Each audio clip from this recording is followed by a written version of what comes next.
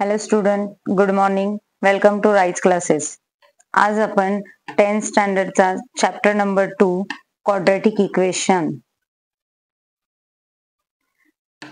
ह्याची exercise 2.2 set 2.2 पाहणार आहोत.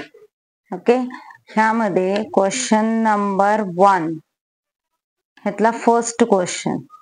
ओके, हा क्वेश्चन आहे solve the following quadratic equation by factorisation.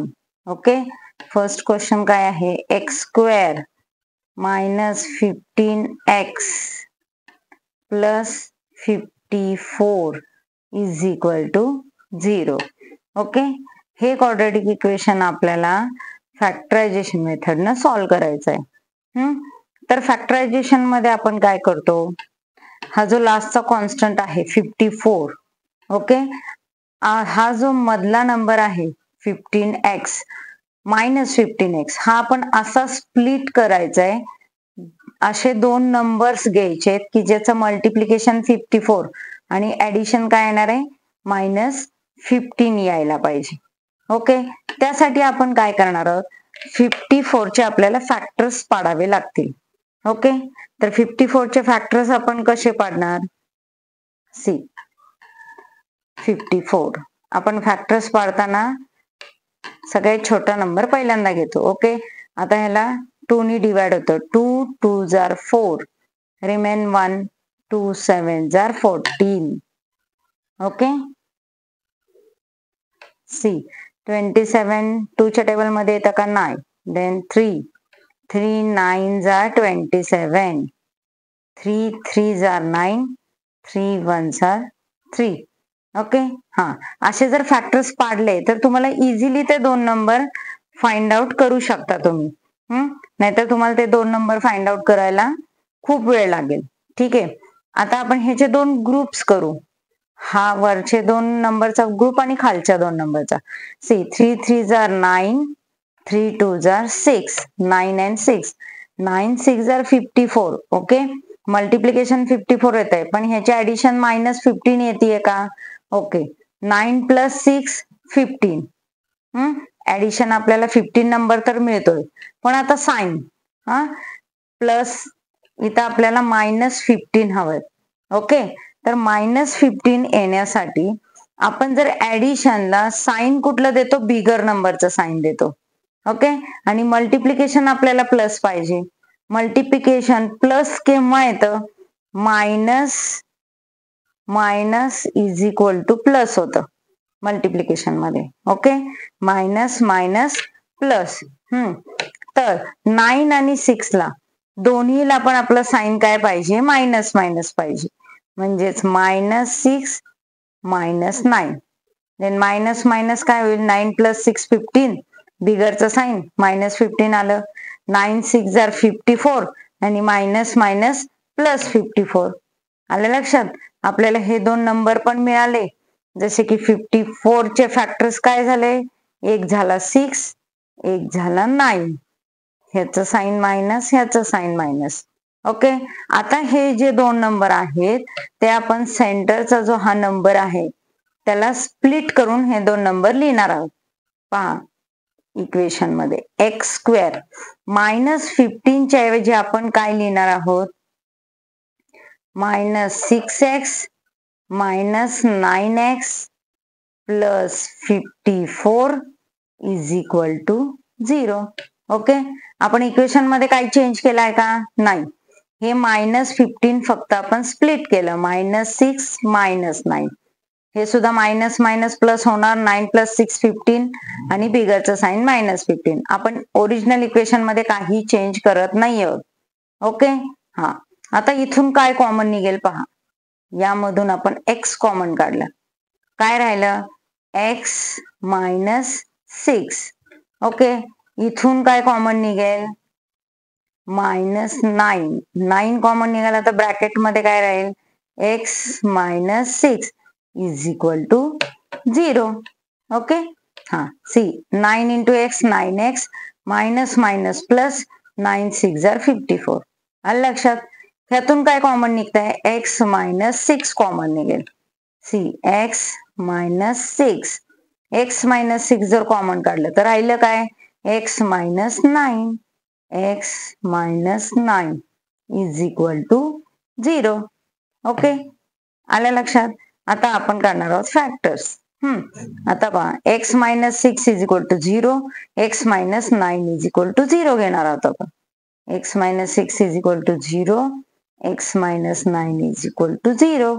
Then x is equal to, हा मायनस 6 इकडे आल्यावर काय होणार, plus 6. X is equal to minus 9 इकडे आल्यावर काय होणार आहे, प्लस 9. तर मग ह्याचा आन्सर आपण कसं लिहिणार आहे, the roots of the given quadratic equation are 9 and 6. Okay, हे जे क्वाड्रॅटिक इक्वेशन आहे त्याचे रूट्स आपल्याला काय मिळाले, x is equal to 6 and 9. आले लक्षात. ओके, समजलं. दिलेल्या क्वाड्रॅटिक इक्वेशनचे रूट्स कसे फाइंड आउट करायचे. तर आपण आता ह्या एक्स स्क्वेअरला जर कोइफिशियंट असेल तर त्याचे रूट्स कसे फाइंड आउट करायचे ते आपण पाहणार आहोत. Okay, see third question solve करणार आहोत. ओके, काय आहे third question, 2y square plus 27y plus 30. याआधी मी फ्रॅक्शनचा व्हिडिओ टाकला, त्यावर बऱ्याच जणांनी कमेंट केली होती की जर स्क्वेअर टर्मला कोइफिशियंट असेल तर त्याचे फॅक्टर्स कसे पाडायचे. ओके, म्हणून मी हे दोन्हीही एक्झाम्पल तुम्हाला एकाच व्हिडिओमध्ये सॉल्व करून दाखवतेय, का तर तुम्हाला त्यामध्ये डिफरन्शिएट लवकर होईल. हा, आता इथे बघा, आधी आपण जे एक्झाम्पल सॉल्व केलं त्याला स्क्वेअरच्या टर्मला कोइफिशियंट होता 1. आता इथं स्क्वेअरच्या टर्मला कोइफिशियंट काय आहे, 2. मग असं जर असेल, स्क्वेअरच्या टर्मला जो कोइफिशियंट असेल त्याला ही जी कॉन्स्टंट टर्म आहे ती आपण मल्टिप्लाय करतो. म्हणजे 13 टू जार किती येणार, 26. ओके, मग आपण फॅक्टर्स कशाचे पाडणार आहोत, आता 13 चे फॅक्टर नाही पाडणार आपण, 13 टू जार 26 चे फॅक्टर्स पाडणार आहोत. कितीचे, 26. ओके, का तर आपल्याला असे दोन नंबर मिळवायचे ज्याचे ऍडिशन 27 आणि मल्टिप्लिकेशन 26 येईल. ओके, 26 चे फॅक्टर्स कसे पडतील, सी दॅट्स इट. ओके, हा, हे झाले 26 चे फॅक्टर. आता पहा 13 आणि 2. आता 13 आणि 2 हे जर दोन ग्रुप केले तर 13 प्लस 2 किती होईल, 15. पण आपल्याला ऍडिशन तर हवी 26. ओके, मग आपण असा जर ग्रुप केला 13 टू जार 26 आणि हा जो रिमेनिंग आहे तो 1, 26 1 जार 26 आणि 26 प्लस 1 27. ओके, ही आपल्याला ऍडिशन मिळेल. दोन्ही साइन कसे आहेत, प्लस आहेत. मधले ऍडिशन प्लस आहे, त्यामुळे दोन्हीला साइन काय येणार, प्लस 26 प्लस 1. ओके, तर आपण आता मधली टर्म स्प्लिट करून कसं लिहिणार आहोत हे पहा. 2y square plus 26y plus y plus 13 is equal to 0. Okay, म्हणजे 26 चे फॅक्टर्स काय पडले आपल्याला, 26 आणि 1. आपण इक्वेशन मध्ये काय चेंज केला का, नाही. इक्वेशन मध्ये आपण काहीही चेंज करू शकत नाही. ओके, सी आता काय पुढे काय करणार आपण, ह्यातून कॉमन काय निघेल, काय कॉमन निघते सांगा, सी 2y जर आपण कॉमन काढलं तर ब्रॅकेट मध्ये काय राहील, y प्लस 2 1 जार 2, 2 3 जार 6. Okay, y plus 13. इथून काय कॉमन निघेल, 1.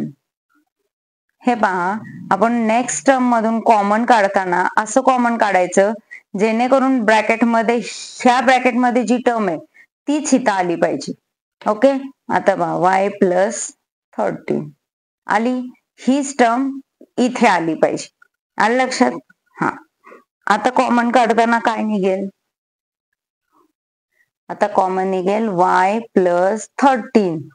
ओके, y प्लस 13 कॉमन काढल्यावर काय होईल?